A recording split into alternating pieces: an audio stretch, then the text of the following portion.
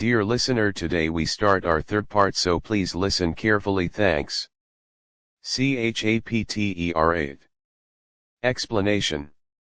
So far as I could see, all the world displayed the same exuberant richness as the Thames Valley. From every hill I climbed I saw the same abundance of splendid buildings, endlessly varied in material and style, the same clustering thickets of evergreens, the same blossom-laden trees and tree ferns. Here and there water shone like silver, and beyond, the land rose into blue undulating hills, and so faded into the serenity of the sky. A peculiar feature, which presently attracted my attention, was the presence of certain circular wells, several, as it seemed to me, of a very great depth. One lay by the path up the hill which I had followed during my first walk. Like the others, it was rimmed with bronze, curiously wrought, and protected by a little cupola from the rain. Sitting by the side of these wells, and peering down into the shafted darkness, I could see no gleam of water, nor could I start any reflection with a lighted match. But in all of them I heard a certain sound, a thud thud thud, like the beating of some big engine, and I discovered, from the flaring of my matches, that a steady current of air set down the shafts. Further, I threw a scrap of paper into the throat of one, and, instead of fluttering slowly down, it was at once sucked swiftly out of sight. After a time, too, I came to connect these wells with tall towers standing here and there upon the slopes, for above them there was often just such a flicker in the air as one sees on a hot day above a sun-scorched beach. Putting things together, I reached a strong suggestion of an extensive system of subterranean ventilation, whose true import it was difficult to imagine. I was at first inclined to associate it with the sanitary apparatus of these people. It was an obvious conclusion, but it was absolutely wrong. And here I must admit that I learned very little of drains and bells and modes of conveyance, and the like conveniences, during my time in this real future. In some of these visions of utopias and coming times which I have read, there is a vast amount of detail about building, and social arrangements, and so forth.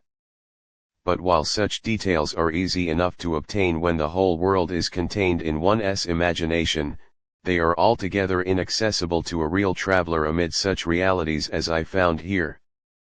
Conceive the tale of London which a Negro, fresh from Central Africa, would take back to his tribe.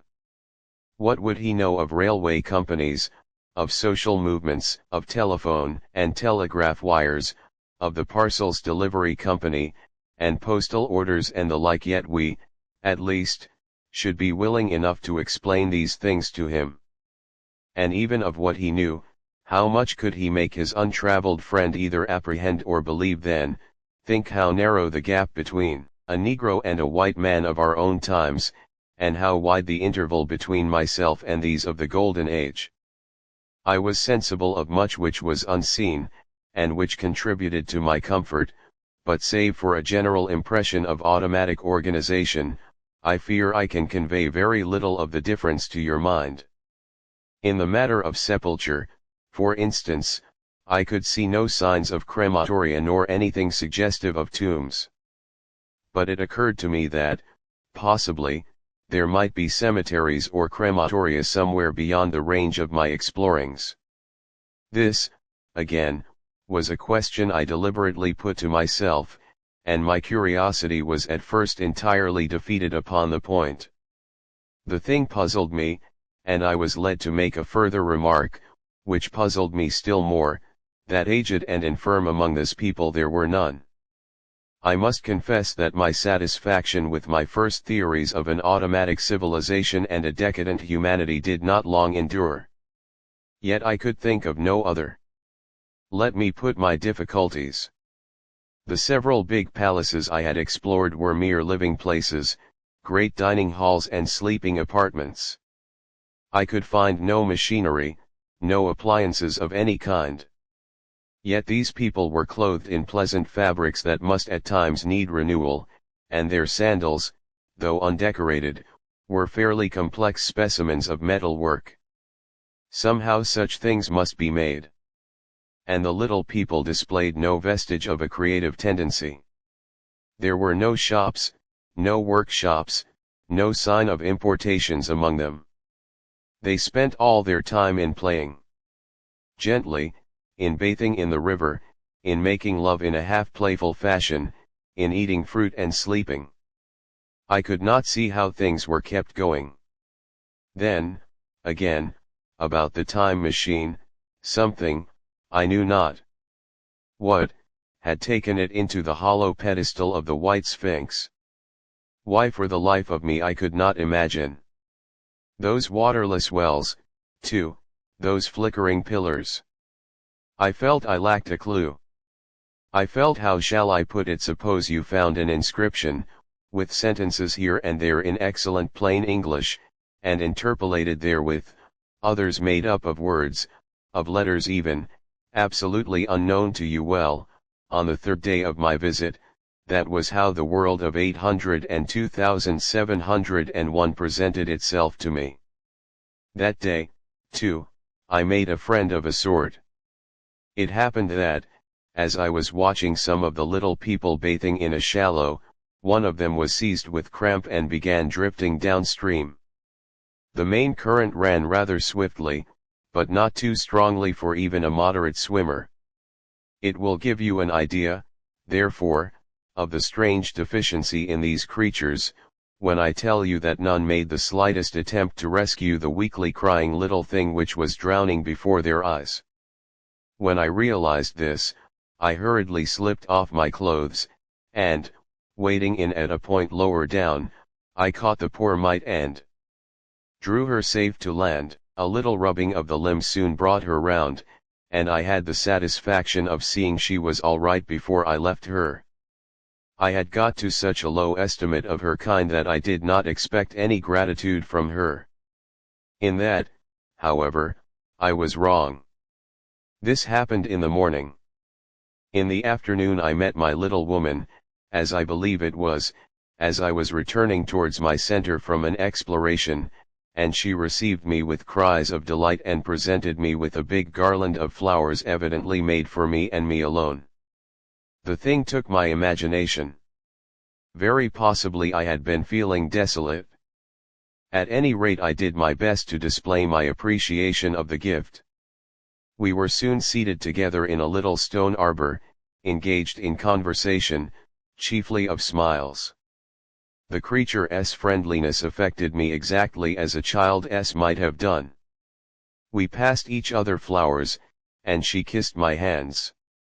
I did the same to hers.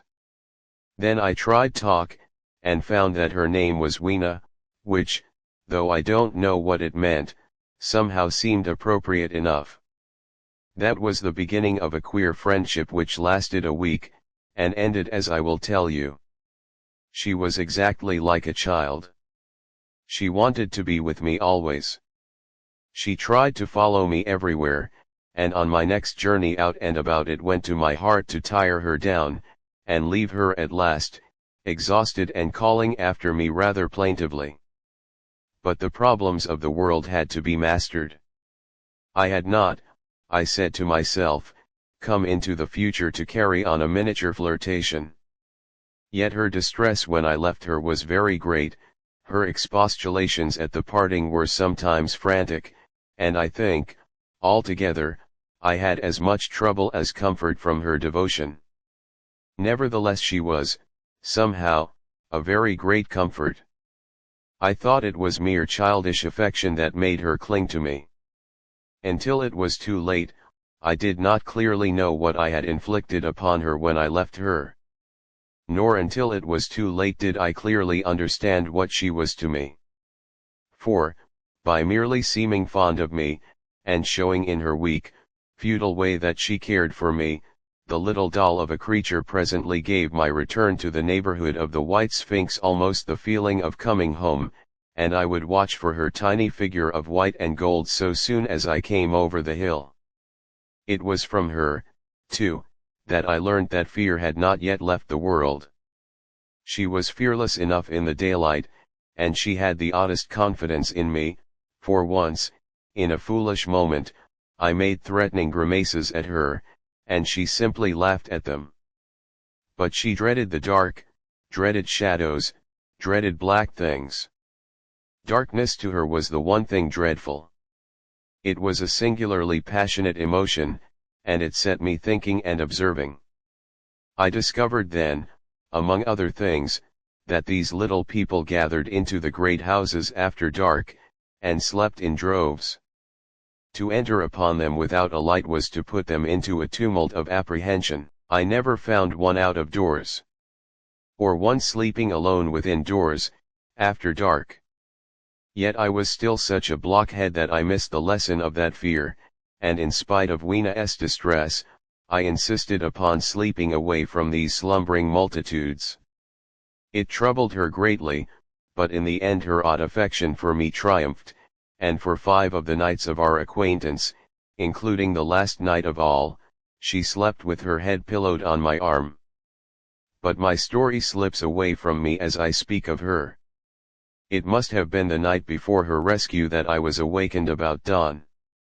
I had been restless, dreaming most disagreeably that I was drowned, and that sea anemones were feeling over my face with their soft palps.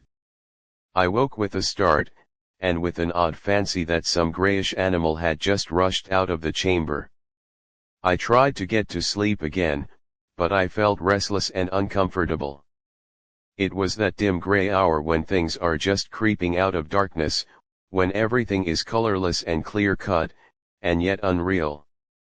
I got up, and went down into the great hall, and so out upon the flagstones in front of the palace. I thought I would make a virtue of necessity, and see the sun rise. The moon was setting, and the dying moonlight and the first pallor of dawn were mingled in a ghastly half-light. The bushes were inky black, the ground a somber grey, the sky colourless and cheerless. And up the hill I thought I could see ghosts. Several times, as I scanned the slope, I saw white figures. Twice I fancied I saw a solitary white, ape-like creature running rather quickly up the hill, and once near the ruins I saw a leash of them carrying some dark body. They moved hastily. I did not see what became of them. It seemed that they vanished among the bushes. The dawn was still indistinct, you must understand. I was feeling that chill, uncertain, early morning feeling you may have known. I doubted my eyes. As the eastern sky grew brighter, and the light of the day came on and its vivid coloring returned upon the world once more, I scanned the view keenly. But I saw no vestige of my white figures. They were mere creatures of the half-light. They must have been ghosts, I said. I wonder whence they dated. For a queer notion of Grant Allen's came into my head, and amused me. If each generation die and leave ghosts, he argued, the world at last will get overcrowded with them. On that theory they would have grown innumerable some 800,000 years hence, and it was no great wonder to see 4 at once. But the jest was unsatisfying, and I was thinking of these figures all the morning, until Wena's rescue drove them out of my head. I associated them in some indefinite way with the white animal I had startled in my first passionate search for the time machine. But Wena was a pleasant substitute. Yet all the same, they were soon destined to take far deadlier possession of my mind. I think I have said how much hotter than our own was the weather of this golden age. I cannot account for it. It may be that the sun was hotter, or the earth nearer the sun. It is usual to assume that the sun will go on cooling steadily in the future. But people, unfamiliar with such speculations as those of the younger Darwin, forget that the planets must ultimately fall back one by one into the parent body. As these catastrophes occur, the sun will blaze with renewed energy, and it may be that some inner planet had suffered this fate. Whatever the reason, the fact remains that the sun was very much hotter than we know it. Well, one very hot morning my fourth, I think as I was seeking shelter from the heat and glare in a colossal ruin near the great house where I slept and fed, there happened this strange thing. Clambering among these heaps of masonry, I found a narrow gallery, whose end and side windows were blocked by fallen masses of stone. By contrast with the brilliancy outside, it seemed at first impenetrably dark to me. I entered it groping, for the change from light to blackness made spots of color swim before me. Suddenly I halted spellbound. A pair of eyes, luminous by reflection against the daylight without, was watching me out of the darkness. The old instinctive dread of wild beasts came upon me. I clenched my hands and steadfastly looked into the glaring eyeballs. I was afraid to turn. Then the thought of the absolute security in which humanity appeared to be living came to my mind. And then I remembered that strange terror of the dark. Overcoming my fear to some extent, I advanced a step and spoke. I will admit that my voice was harsh and ill-controlled. I put out my hand and touched something soft. At once the eyes darted sideways, and something white ran past me. I turned with my heart in my mouth, and saw a queer little ape-like figure, its head held down in a peculiar manner, running across the sunlit space behind me. It blundered against a block of granite, staggered aside, and in a moment was hidden in a black shadow beneath another pile of ruined masonry. My impression of it is, of course, imperfect, but I know it was a dull white, and had strange large grayish red eyes, also that there was flaxen hair on its head and down its back. But, as I say, it went too fast for me to see distinctly. I cannot even say whether it ran on all fours, or only with its forearms held very low. After an instant's pause I followed it into the second heap of ruins. I could not find it at first, but, after a time in the profound obscurity, I came upon one of those round well-like openings of which I have told you, half closed by a fallen pillar. A sudden thought came to me. Could this thing have vanished down the shaft? I lit a match, and, looking down, I saw a small, white, moving creature, with large bright eyes which regarded me steadfastly as it retreated. It made me shudder. It was so like a human spider. It was clambering down the wall, and now I saw for the first time a number of metal foot and hand rests forming a kind of ladder down the shaft. Then the light burned my fingers and fell out of my hand, going out as it dropped, and when I had lit another the little monster had disappeared. I do not know how long I sat peering down that well. It was not for some time that I could succeed in persuading myself that the thing I had seen was human. But, gradually, the truth dawned on me, that man had not remained one species, but had differentiated into two distinct animals, that my graceful children of the upper world were not the sole descendants of our generation, but that this bleached, obscene, nocturnal thing, which had flashed before me, was also heir to all the ages. I thought of the flickering pillars and of my theory of an underground ventilation. I began to suspect their true import. And what, I wondered, was this lemur doing in my scheme of a perfectly balanced organization? How was it related to the indolent serenity of the beautiful overworlders? And what was hidden down there, at the foot of that shaft? I sat upon the edge of the well telling myself that, at any rate, there was nothing to fear, and that there I must descend for the solution of my difficulties. And withal I was absolutely afraid to go. As I hesitated, two of the beautiful upper-world people came running in their amorous sport across the daylight in the shadow. The male pursued the female, flinging flowers at her as he ran. They seemed distressed to find me, my arm against the overturned pillar, peering down the well.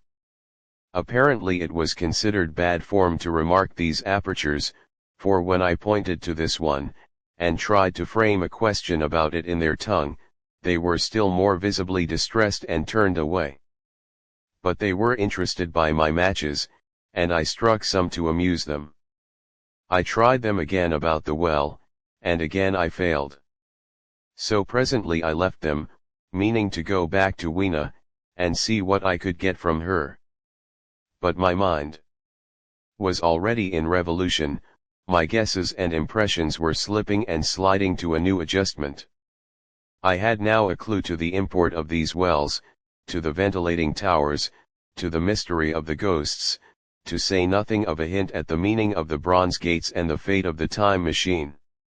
And very vaguely there came a suggestion towards the solution of the economic problem that had puzzled me. Here was the new view. Plainly, this second species of man was subterranean. There were three circumstances in particular which made me think that its rare emergence above ground was the outcome of a long-continued underground habit. In the first place, there was the bleached look common in most animals that live largely in the dark, the whitefish of the Kentucky caves, for instance. Then, those large eyes, with that capacity for reflecting light, are common features of nocturnal things, witness the owl and the cat, and last of all, that evident confusion in the sunshine, that hasty yet fumbling awkward flight towards dark shadow, and that peculiar carriage of the head while in the light, all reinforce the theory of an extreme sensitiveness of the retina. Beneath my feet, then, the earth must be tunneled enormously, and these tunnelings were the habitat of the new race. The presence of ventilating shafts and wells along the hill slopes everywhere, in fact, except along the river valley, showed how universal were its ramifications. What so natural, then, as to assume that it was in this artificial underworld that such work as was necessary to the comfort of the daylight race was done? The notion was so plausible that I at once accepted it, and went on to assume the how of this splitting of the human species. I dare say you will anticipate the shape of my theory, though, for myself, I very soon felt that it fell far short of the truth. At first, proceeding from the problems of our own age, it seemed clear as daylight to me that the gradual widening of the present merely temporary and social difference between the capitalist and the laborer was the key to the whole position. No doubt it will seem grotesque enough to you and wildly incredible, and yet even now there are existing circumstances to point that way. There is a tendency to utilize underground space for the less ornamental purposes of civilization. There is the Metropolitan Railway in London, for instance, there are new electric railways, there are subways, there are underground workrooms and restaurants, and they increase and multiply. Evidently, I thought, this tendency had increased till industry had gradually lost its birthright in the sky. I mean that it had gone deeper and deeper into larger and ever larger underground factories, spending a still increasing amount of its time therein, till, in the end. Even now, does not an East End worker live in such artificial conditions as practically to be cut off from the natural surface of the earth again?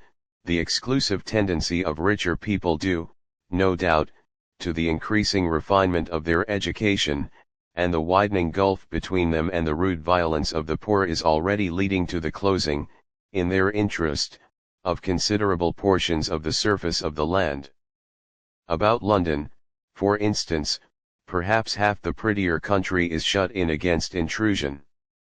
And this same widening gulf, which is due to the length and expense of the higher educational process and the increased facilities for and temptations towards refined habits on the part of the rich, will make that exchange between class and class, that promotion by intermarriage which at present retards the splitting of our species along lines of social stratification, less and less frequent. So, in the end, above ground you must have the haves, pursuing pleasure and comfort and beauty, and below ground the have-nots, the workers getting continually adapted to the conditions of their labor.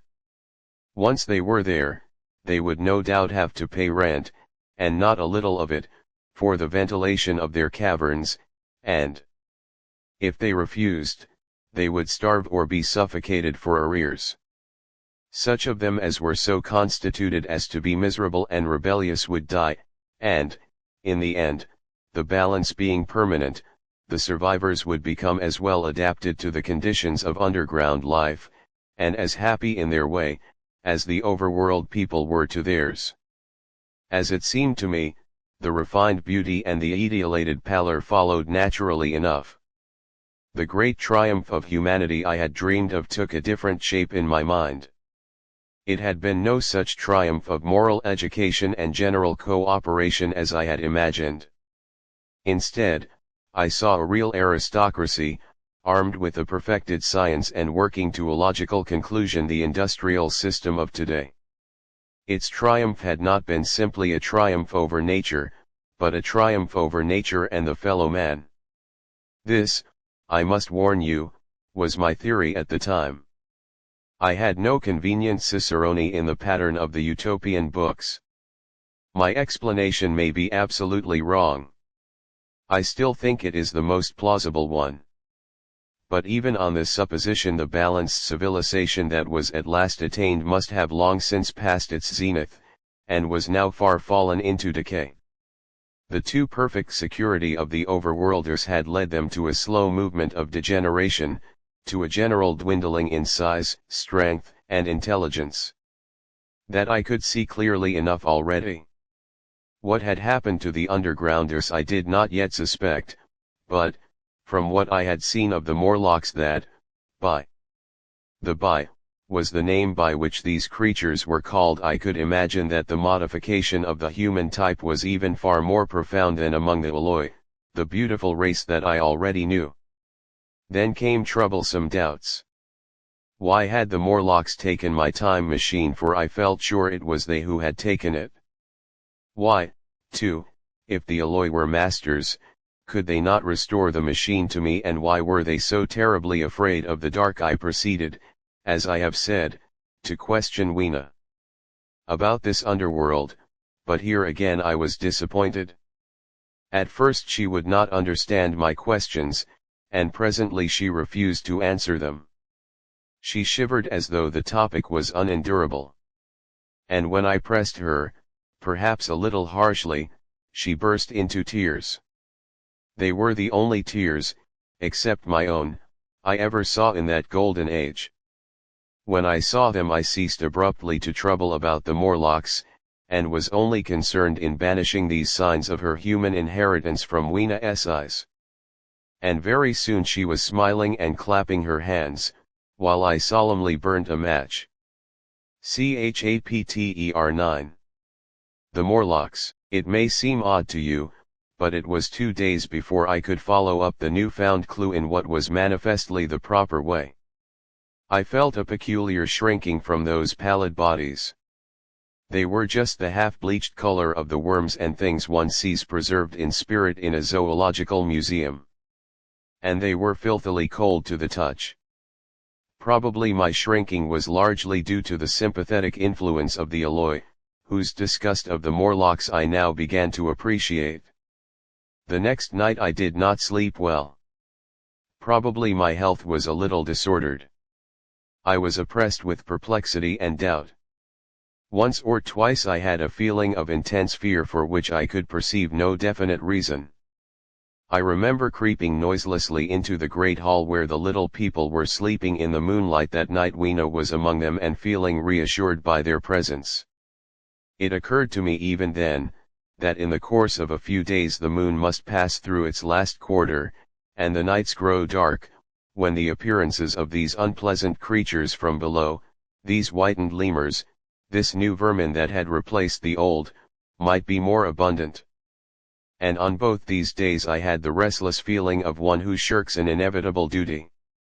I felt assured that the time machine was only to be recovered by boldly penetrating these mysteries of underground. Yet I could not face the mystery. If only I had had a companion it would have been different. But I was so horribly alone, and even to clamber down into the darkness of the well appalled me. I don't know if you will understand my feeling, but I never felt quite safe at my back.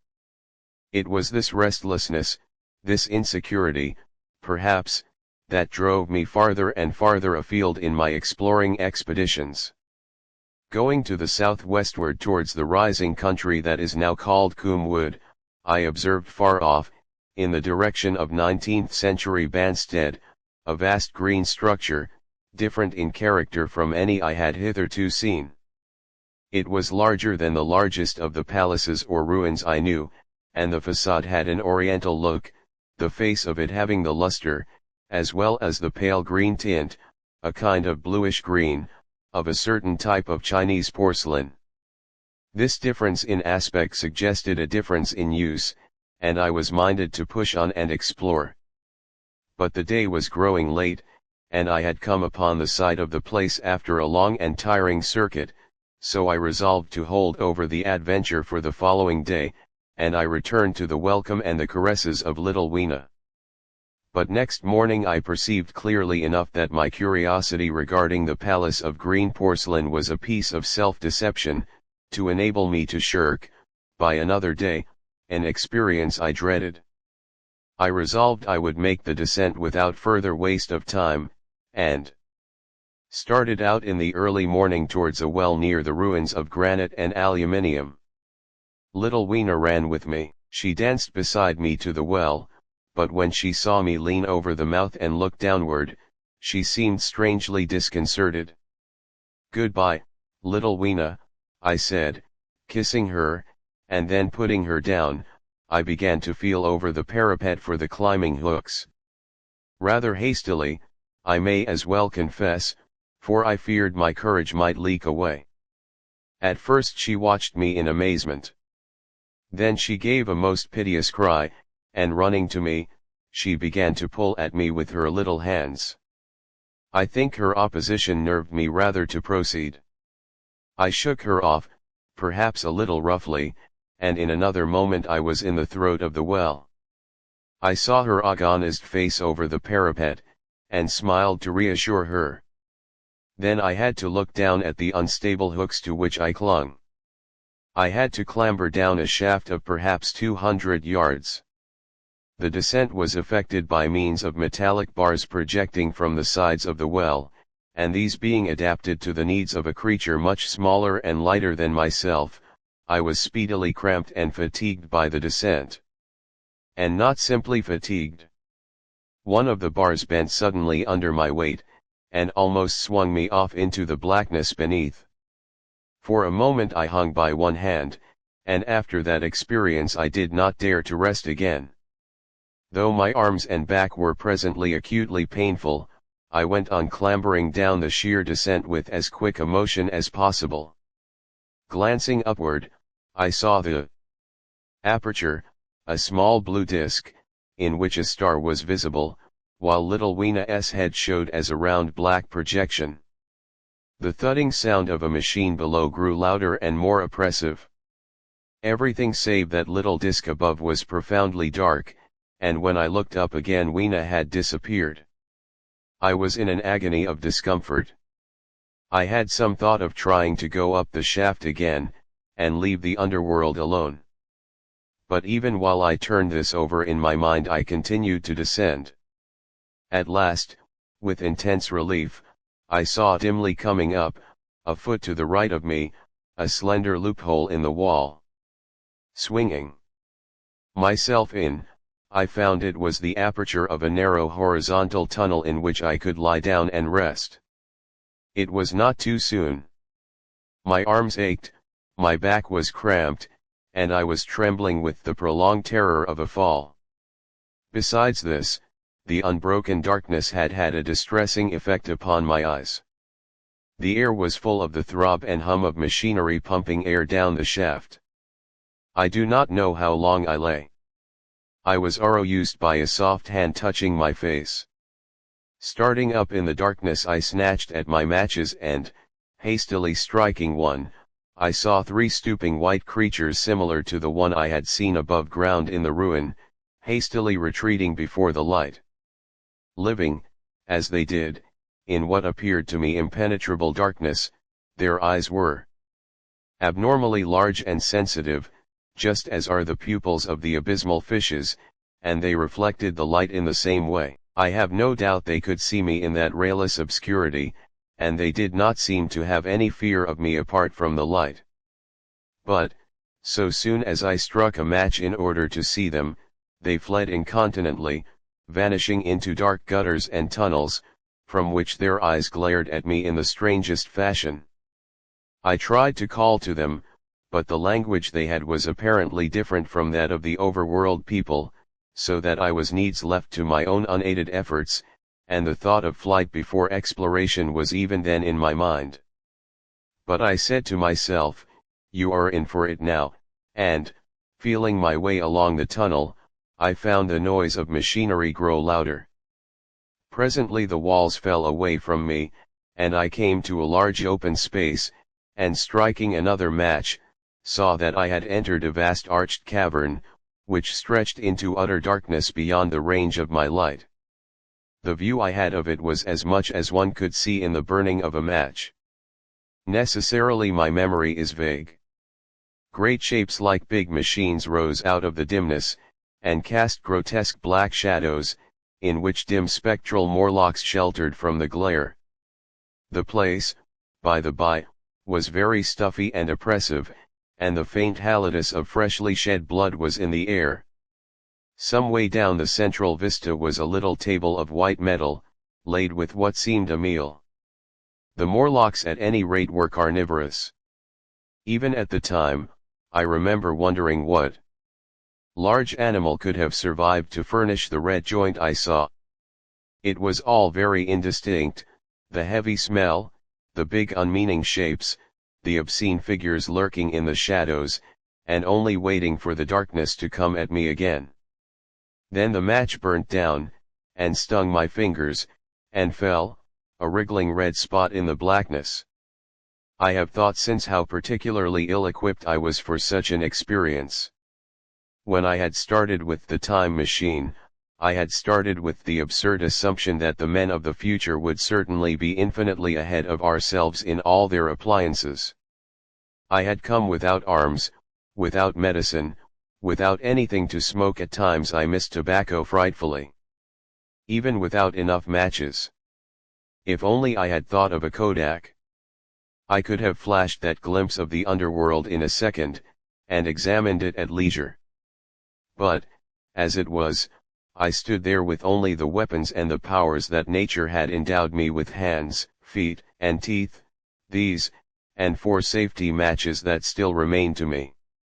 I was afraid to push my way in among all this machinery in the dark, and it was only with my last glimpse of light I discovered that my store of matches had run low. It had never occurred to me until that moment that there was any need to economize them, and I had wasted almost half the box in astonishing the overworlders, to whom fire was a novelty. Now, as I say, I had 4 left, and while I stood in the dark, a hand touched mine, lank fingers came feeling over my face, and I was sensible of a peculiar unpleasant odor. I fancied I heard the breathing of a crowd of those dreadful little beings about me. I felt the box of matches in my hand being gently disengaged, and other hands behind me plucking at my clothing. The sense of these unseen creatures examining me was indescribably unpleasant. The sudden realization of my ignorance of their ways of thinking and doing came home to me very vividly in the darkness. I shouted at them as loudly as I could. They started away, and then I could feel them approaching me again. They clutched at me more boldly, whispering odd sounds to each other. I shivered violently, and shouted again rather discordantly. This time they were not so seriously alarmed, and they made a queer laughing noise as they came back at me. I will confess I was horribly frightened. I determined to strike another match and escape under the protection of its glare. I did so, and eking out the flicker with a scrap of paper from my pocket, I made good my retreat to the narrow tunnel. But I had scarce entered this when my light was blown out, and in the blackness I could hear the Morlocks rustling like wind among leaves, and pattering like the rain, as they hurried after me. In a moment I was clutched by several hands, and there was no mistaking that they were trying to haul me back. I struck another light, and waved it in their dazzled faces. You can scarce imagine how nauseatingly inhuman they looked, those pale, chinless faces and great, lidless, pinkish-gray eyes, as they stared in their blindness and bewilderment. But I did not stay to look, I promise you. I retreated again, and when my second match had ended, I struck my third. It had almost burned through when I reached the opening into the shaft. I lay down on the edge, for the throb of the great pump below made me giddy. Then I felt sideways for the projecting hooks, and, as I did so, my feet were grasped from behind, and I was violently tugged backward. I lit my last match, and it incontinently went out.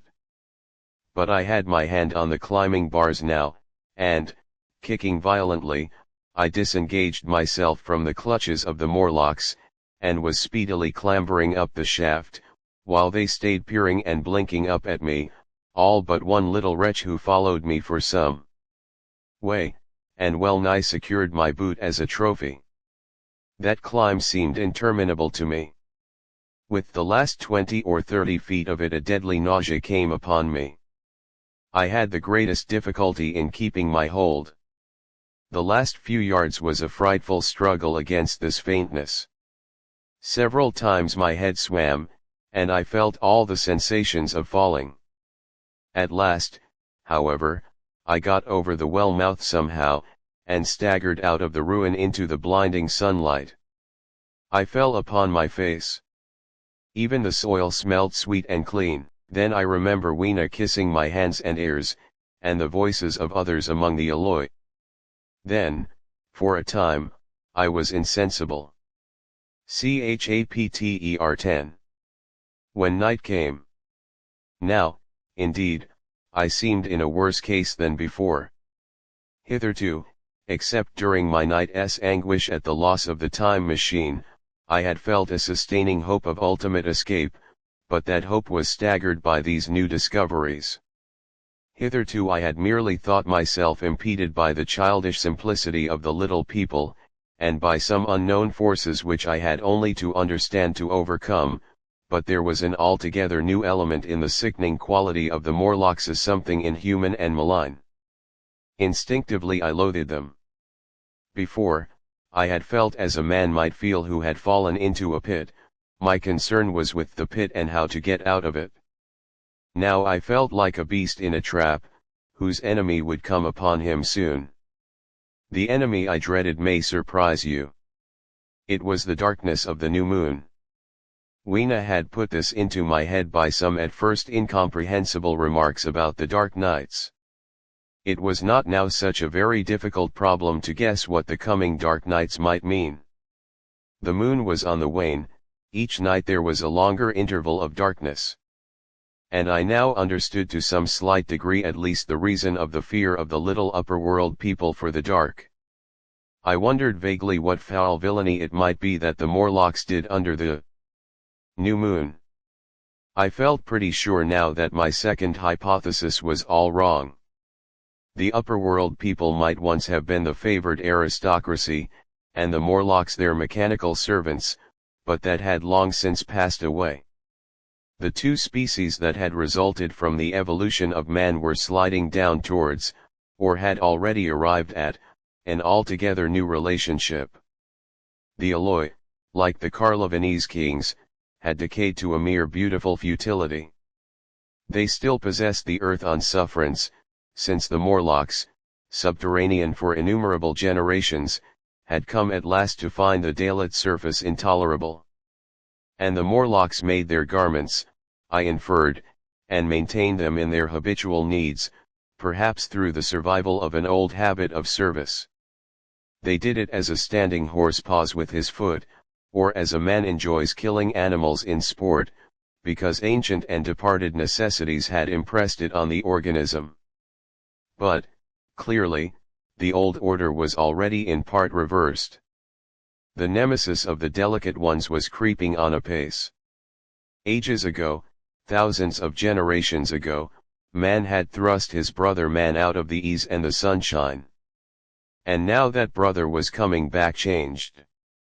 Already the Eloi had begun to learn one old lesson anew. they were becoming reacquainted with fear. And suddenly there came into my head the memory of the meat I had seen in the underworld. It seemed odd how it floated into my mind, not stirred up as it were by the current of my meditations, but coming in almost like a question from outside. I tried to recall the form of it. I had a vague sense of something familiar, but I could not tell what it was at the time. Still, however helpless the little people in the presence of their mysterious fear, I was differently constituted. I came out of this age of ours, this ripe prime of the human race, when fear does not paralyze and mystery has lost its terrors. I at least would defend myself. Without further delay I determined to make myself arms and a fastness where I might sleep. With that refuge as a base, I could face this strange world with some of that confidence I had lost in realizing to what creatures night by night I lay exposed. I felt I could never sleep again until my bed was secure from them. I shuddered with horror to think how they must already have examined me. I wandered during the afternoon along the valley of the Thames, but found nothing that commended itself to my mind as inaccessible. All the buildings and trees seemed easily practicable to such dexterous climbers as the Morlocks, to judge by their wells, must be. Then the tall pinnacles of the palace of green porcelain and the polished gleam of its walls came back to my memory, and in the evening, taking Weena like a child upon my shoulder, I went up the hills towards the southwest. The distance, I had reckoned, was 7 or 8 miles, but it must have been nearer 18. I had first seen the place on a moist afternoon when distances are deceptively diminished. In addition, the heel of one of my shoes was loose, and a nail was working through the sole. They were comfortable old shoes I wore about indoors so that I was lame. And it was already long past sunset when I came in sight of the palace, silhouetted black against the pale yellow of the sky. Weena had been hugely delighted when I began to carry her, but after a while she desired me to let her down, and ran along by the side of me, occasionally darting off on either hand to pick flowers to stick in my pockets. My pockets had always puzzled Weena, but at the last she had concluded that they were an eccentric kind of vases for floral decoration. At least she utilized them for that purpose. And that reminds me. In changing my jacket I found. The time traveler paused, put his hand into his pocket, and silently placed 2 withered flowers, not unlike very large white mallows, upon the little table. Then he resumed his narrative. As the hush of evening crept over the world and we proceeded over the hill crest towards Wimbledon, Weena grew tired and wanted to return to the house of grey stone. But I pointed out the distant pinnacles of the palace of green porcelain to her, and contrived to make her understand that we were seeking a refuge there from her fear. You know that great pause that comes upon things before the dusk, even the breeze stops in the trees. To me there is always an air of expectation about that. Evening stillness. The sky was clear, remote, and empty save for a few horizontal bars far down in the sunset. Well, that night the expectation took the color of my fears. In that darkling calm my senses seemed preternaturally sharpened. I fancied I could even feel the hollowness of the ground beneath my feet, could, indeed, almost see through it the Morlocks on their anthill going hither and thither and waiting for the dark. In my excitement I fancied that they would receive my invasion of their burrows as a declaration of war. And why had they taken my time machine? So we went on in the quiet, and the twilight deepened into night. The clear blue of the distance faded, and one star after another came out. The ground grew dim and the trees black. Weena's fears and her fatigue grew upon her. I took her in my arms and talked to her and caressed her. Then, as the darkness grew deeper, she put her arms round my neck, and, closing her eyes, tightly pressed her face against my shoulder. So we went down a long slope into a valley, and there in the dimness I almost walked into a little river. This I waited, and went up the opposite side of the valley, past a number of sleeping houses, and by a statue of Faun, or some such figure, minus the head. Here too were acacias. So far I had seen nothing of the Morlocks, but it was yet early in the night, and the darker hours before the old moon rose were still to come. From the brow of the next hill I saw a thick wood spreading white and black before me.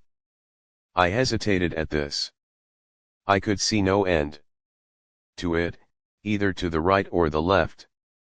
Feeling tired, my feet, in particular, were very sore. I carefully lowered Weena from my shoulder as I halted, and sat down upon the turf. I could no longer see the palace of green porcelain, and I was in doubt of my direction. I looked into the thickness of the wood and thought of what it might hide. Under that dense tangle of branches one would be out of sight of the stars. Even were there no other lurking danger, a danger I did not care to let my imagination loose upon, there would still be all the roots to stumble over and the tree boles to strike against. I was very tired, too, after the excitements of the day, so I decided that I would not face it, but would pass the night upon the open hill. Weena, I was glad to find, was fast asleep. I carefully wrapped her in my jacket, and sat down beside her to wait for the moonrise. The hillside was quiet and deserted, but from the black of the wood there came now and then a stir of living things. Above me shone the stars, for the night was very clear. I felt a certain sense of friendly comfort in their twinkling. All the old constellations had gone from the sky, however. That slow movement which is imperceptible in 100 human lifetimes, had long since rearranged them in unfamiliar groupings. But the Milky Way, it seemed to me, was still the same tattered streamer of stardust as of yore. Southward, as I judged, it was a very bright red star that was new to me. It was even more splendid than our own green Sirius. And amid all these scintillating points of light one bright planet shone kindly and steadily like the face of an old friend. Looking at these stars suddenly dwarfed my own troubles and all the gravities of terrestrial life. I thought of their unfathomable distance, and the slow inevitable drift of their movements out of the unknown past into the unknown future. I thought of the great precessional cycle that the pole of the earth describes. Only 40 times had that silent revolution occurred during all the years that I had traversed. And during these few revolutions all the activity, all the traditions, the complex organizations, the nations, languages, literatures, aspirations, even the mere memory of man as I knew him, had been swept out of existence. Instead were these frail creatures who had forgotten their high ancestry, and the white things of which I went in terror. Then I thought of the great fear that was between the two species, and for the first time, with a sudden shiver, came the clear knowledge of what the meat I had seen might be. Yet it was too horrible.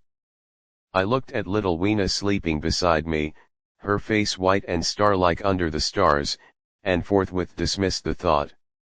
Through that long night I held my mind off the Morlocks as well as I could, and whiled away the time by trying to fancy I could find signs of the old constellations in the new confusion.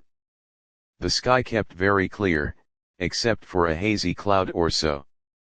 No doubt I dozed at times. Then, as my vigil wore on, came a faintness in the eastward sky, like the reflection of some colorless fire, and the old moon rose, thin and peaked and white. And close behind, and overtaking it, and overflowing it, the dawn came, pale at first, and then growing pink and warm. No Morlocks had approached us. Indeed, I had seen none upon the hill that night. And in the confidence of renewed day it almost seemed to me that my fear had been unreasonable. I stood up and found my foot with the loose heel swollen at the ankle and painful under the heel, so I sat down again, took off my shoes, and flung them away. I awakened Weena, and we went down into the wood, now green and pleasant instead of black and forbidding. We found some fruit wherewith to break our fast. We soon met others of the dainty ones, laughing and dancing in the sunlight as though there was no such thing in nature as the night. And then I thought once more of the meat that I had seen. I felt assured now of what it was, and from the bottom of my heart I pitied this last feeble rill from the great flood of humanity. Clearly, at some time in the long ago of human decay the Morlocks' food had run short. Possibly they had lived on rats and such like vermin. Even now man is far less discriminating and exclusive in his food than he was far less than any monkey. His prejudice against human flesh is no deep-seated instinct. And so these inhuman sons of men. I tried to look at the thing in a scientific spirit. After all, they were less human and more remote than our cannibal ancestors of 3,000 or 4,000 years ago. And the intelligence that would have made the state of things a torment had gone. Why should I trouble myself? These Eloi were mere fat cattle, which the ant-like Morlocks preserved and preyed upon, probably saw to the breeding of. And there was Weena dancing at my side. Then I tried to preserve myself from the horror that was coming upon me, by regarding it as a rigorous punishment of human selfishness. Man had been content to live in ease and delight upon the labors of his fellow man, had taken necessity as his watchword and excuse, and in the fullness of time necessity had come home to him. I even tried a Carlyle-like scorn of this wretched aristocracy in decay. But this attitude of mind was impossible. However great their intellectual degradation, the Eloi had kept too much of the human form not to claim my sympathy, and to make me perforce a sharer in their degradation and their fear. I had at that time very vague ideas as to the course I should pursue. My first was to secure some safe place of refuge, and to make myself such arms of metal or stone as I could contrive. That necessity was immediate. In the next place, I hoped to procure some means of fire, so that I should have the weapon of a torch at hand, for nothing, I knew, would be more efficient against these Morlocks. Then I wanted to arrange some contrivance to break open the doors of bronze under the White Sphinx. I had in mind a battering ram. I had a persuasion that if I could enter those doors and carry a blaze of light before me I should discover the time machine and escape. I could not imagine the Morlocks were strong enough to move it far away. Weena I had resolved to bring with me to our own time. And turning such schemes over in my mind I pursued our way towards the building which my fancy had chosen as our dwelling. Dear listener, like, share and subscribe my channel for more video. Thanks.